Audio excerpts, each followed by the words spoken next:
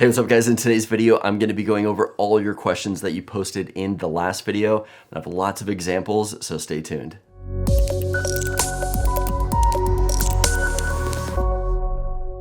So if you guys saw in the last video, I was having a lot of connection issues with my camera.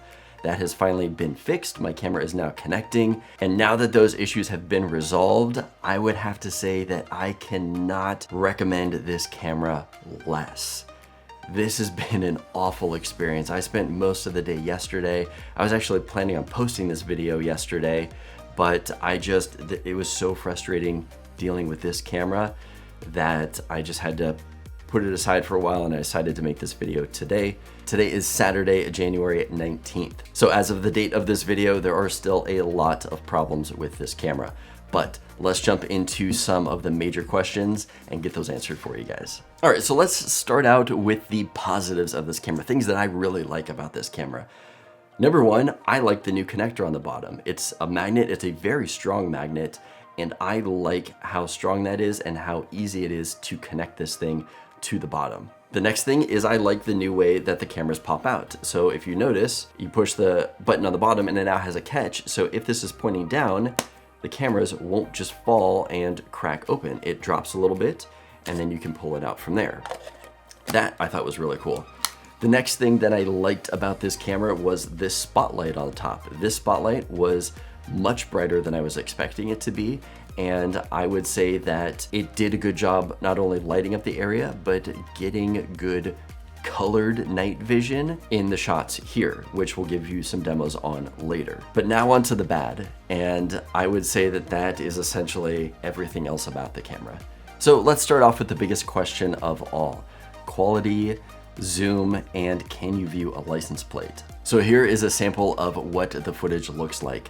The quality is awful. I wouldn't call this 1080p, much less, quote, 4K quality.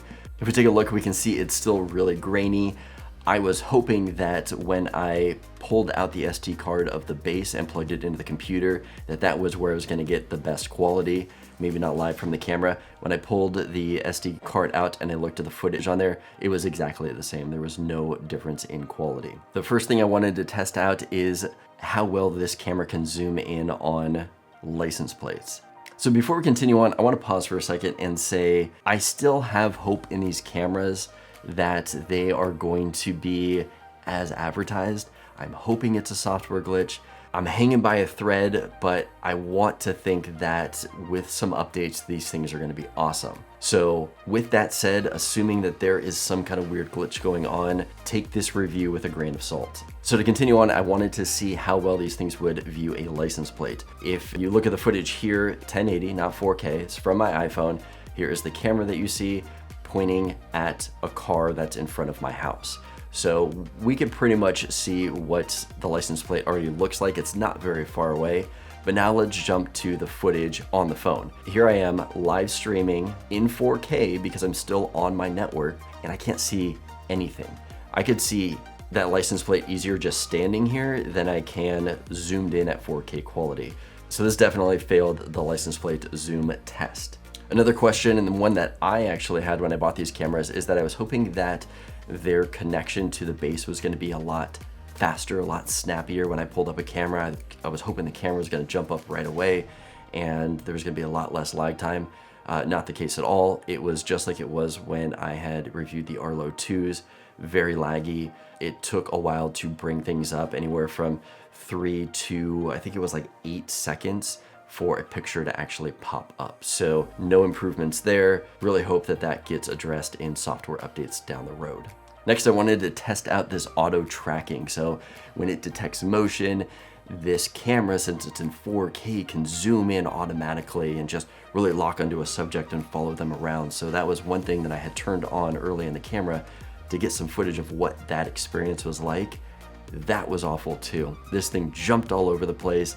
It would zoom in on things that weren't even moving, and it didn't seem to stay smoothly locked onto a target. It kind of jumped around. So that also needs some work. Was not impressed with that. In fact, I would probably prefer to just leave it off and just zoom in on my own, because I noticed that when this was zoomed in, if I also tried to zoom on it, it would kick me out of where I wanted to zoom and it would move me to where it felt like motion was, which I did not like at all. The next big question that I saw out there was addressing night vision, color night vision, and the spotlight on it. So here are some examples from my camera last night. I walked out there, here is what it looks like with just the night vision, no lights on. I thought the quality was actually almost better in night vision than it was during the daytime. Then I went and turned on the spotlight to see what that experience was like. I was actually very impressed with that. I was surprised how bright the light was. I didn't think it was gonna be that bright. So it lit up a really big area. And as you can see here, it's now in color. So I don't know if I would necessarily consider this colored night vision. Essentially, it is a spotlight that allows the camera to record in color. The next question that I had was asking about distance. You guys wanted to know how far this camera could go since it boasts that it has a longer range now. I took the camera about 150 feet away to test out. One thing that I wanted to keep in mind with this too is that I went about 3 houses down, and in the neighborhood that I'm in, a lot of people have their own wireless networks. There's wireless cameras. There's a lot of interference that's happening in my neighborhood that may not be the case for you if you live in more of a rural area. So my atmosphere may not be the best one to test in, but I went about 150 feet away. I stayed out there for quite a while because the camera had massive lag on it. I kept getting signal strength anywhere from weak all the way to strong. And when I went back and watched the footage, the video quality was horrible. But like I said, there was probably a lot of interference in my neighborhood. The next thing that I wanted to talk about, which is something I have not read anything about or brought up, which was the 2 new features of the Arlo Pro 2. So the Arlo Pro 2 introduced 2 features, which was motion zones and look back. So in my last video, I showed you that I was able to set up motion zones and use those without the camera being plugged in. However, now that I've had the update, that is no longer the case. So I want to clarify that for you guys. To set up and use the motion zones, cameras do have to be plugged in. The next thing that I wanted to try was look back. So I've seen nothing about look back. I've researched it. I've heard nobody talk about look back. So do I just assume that that is no longer a feature? That was one thing I wanted to test out. So using footage from the backyard, I wanted to walk quickly around a corner and see at what point it was picking me up. So if you look here, this is with the camera not plugged in. It didn't pick me up until I was almost halfway to the door. I then went and I had the camera plugged in, leaving it in the same spot, and it definitely picked me up much sooner. So the look back feature is still there and does work when the camera is plugged in. So I hope I was able to answer some of your questions. If there's something that I didn't get to, leave a comment below, let me know, and I will try to get back to you on that. A question I have for you guys: with your camera setups, whether it be Arlo or any security camera, do you guys plan on mostly using these outside or inside?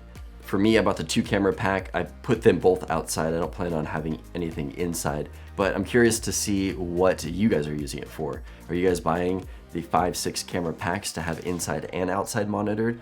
Love to hear what you guys are using them for. Arlo, if you are watching this, I'd love for you to reach out, and I'd love to work with you guys and see if we can test this thing out and have it be as advertised. I would love that. Also, you want to win some customers back? Give us 3 days of cloud storage, or a day, because right now there's no incentive to stick with you guys, especially now after the debacle of this camera. Anyway, guys, I hope this video was helpful for you in some way. If so, give the video a thumbs up. I do appreciate it. Don't forget to subscribe for more content like this, and I will see you guys in the next video.